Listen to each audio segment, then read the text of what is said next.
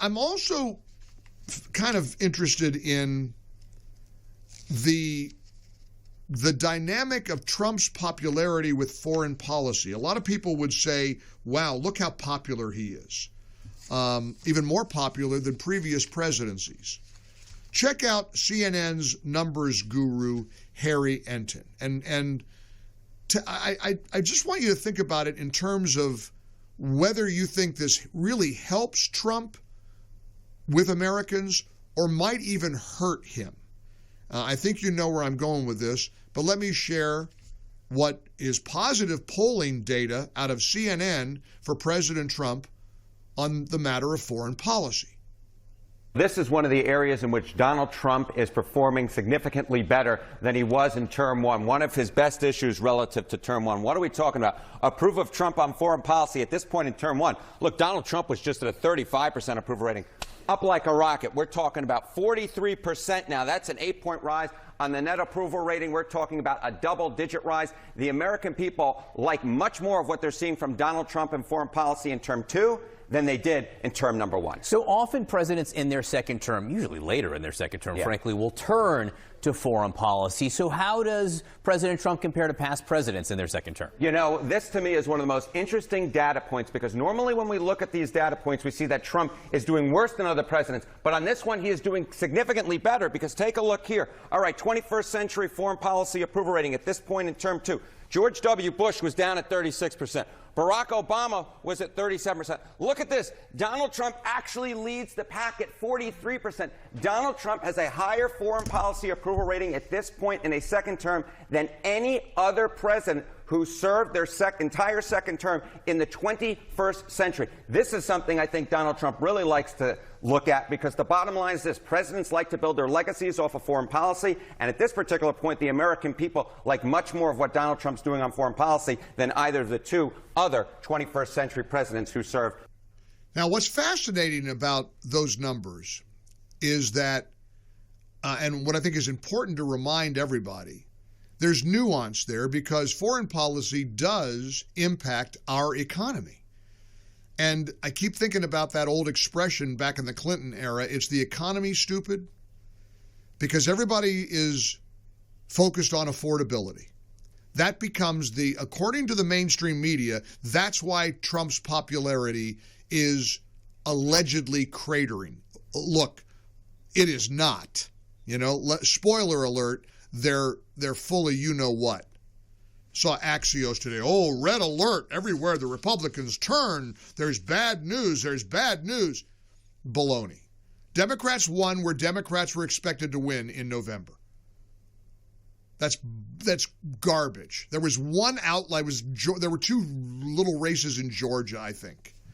To try to suggest that all of a sudden Trump's polling is underwater is garbage. But I would not dispute that prices have to come down across the board. Interest rates have to come down. The mortgage rates have to decrease. There is economic uncertainty. You know, for every story that I see saying that our Thanksgiving dinners are going to be less expensive this year than they were last year, I'll find another story saying what's actually going to be a little more. People are telling anybody who will listen, and I get look, I got my ear to the grind. I'm listening to you. I'm listening to what you're saying. You're saying the grocery prices still have to come down. So my question is, since Trump's poll numbers are according to CNN, so good with regards to foreign policy, does that help him or hurt him? Because I suspect that a lot of people hear that and they say, well, that's great. I'm glad he's dealing with Ukraine and Russia and even Sudan. He was meeting with the Saudi crown prince. Trump was made aware of the horrors that are taking place in Sudan. And I think people are saying, yeah, okay, that's all well and good.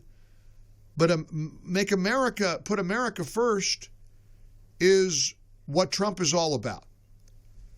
He's America first, but he's clearly not America only. And I happen to agree with that personally. We can't be isolationists. The rest of the world is part of the equation for American success. But let me just ask you a simple question before we get into some other things this hour.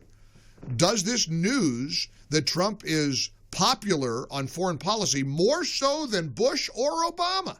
At this stage of Trump's presidency, he's got a 43% approval rating on foreign policy. George Bush had a 36 approval rating. Barack Obama had a 37% approval rating. I mean, Trump is smoking them in terms of foreign policy polling. Is that good or bad? Here's South Dakota with a text message. Those 6 evil Democrats should be arrested and removed from their post. What scares me the most is that my son is in the military now. This makes me so angry. A lot of people are angry. We're going to get back to that in just a moment because I want you to hear one of the 6 scoundrels explaining what illegal commands they're referring to. Spoiler alert, they won't say. Spoiler alert, they won't tell you. So let's go back to my question about this good news on foreign policy from President Trump. The polling from CNN. The polling suggests that Trump is doing better than George W. Bush, Barack Obama, or even better than he did his first term. Is that good news or bad news? Joe's in South Carolina, 24 past the hour. Hey, Joe, welcome. How are you, sir? Oh, doing well, Mike. Thanks for having me. You bet. Glad you called. What do you think? Is this poll on foreign policy a good thing or a bad thing for President Trump? Well, I think it's a good thing. I you know, what I don't understand, Mike, is that it seems like I hear Trump bashing all the time, but I don't necessarily think that's actually real. I mean, he's doing exactly what we voted for him to do. I mean, look at the last 4 years of the Biden administration. It was a disaster. And Trump was overwhelmingly put back into the White House. He is actually doing what we voted for him to do. He absolutely is delivering on every campaign promise. And Joe, he's done it in 10 and a half months. This is what's astounding. It's unbelievable. I mean, but here's Axios. Let me give you an example. Let me quote. Everywhere Republicans look, they see big political trouble. They say it in private and public that Trump's persistently plumbing popularity is real on key issues. In a Fox News poll out this week, voters said the White House is doing more harm than good on the economy. 46% say they've been hurt by the administration's economic policies. I don't believe that for 1 minute. Who's hurt by what economic policy is causing pain for people at the grocery store or the pump? I think you're right. It's a media narrative, but the problem with media narratives is often they stick. Yeah. Perception. Well, I don't see it. I'm looking around. My business here in South Carolina was up 20% from last year. I look around at the restaurants. Most of them are crowded. People are spending money. They're out in the malls. They're out shopping. I'm just looking at my own world here, and I just don't see why people are bad-mouthing the economy. I think we're going in a great direction here.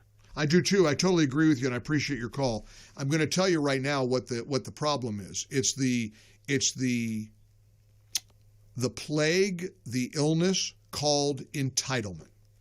And I have railed against entitlement for years, and it especially afflicts younger Americans. How do you think Zoran the commie got elected?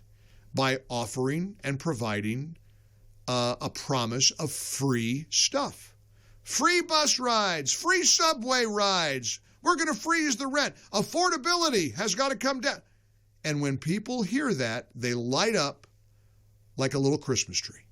They get all excited and exuberant. Oh, look, yeah, he may be a communist. Yeah, there's that problem of him wanting to destroy private property rights. And there is that problem of sending social workers to a domestic violence call instead of a trained police officer. Yeah, there is that pesky globalize the intifada. Yeah, he's probably a bad guy. He's probably a snake, but he's going to freeze my rent. He's going to give me a free bus ride. Incidentally, the free bus rides, that's going to work out great. That'll be like a horror movie, because the bus rides now in New York City are going to become mobile sets from Dawn of the Dead or Night. It'd be like zombies.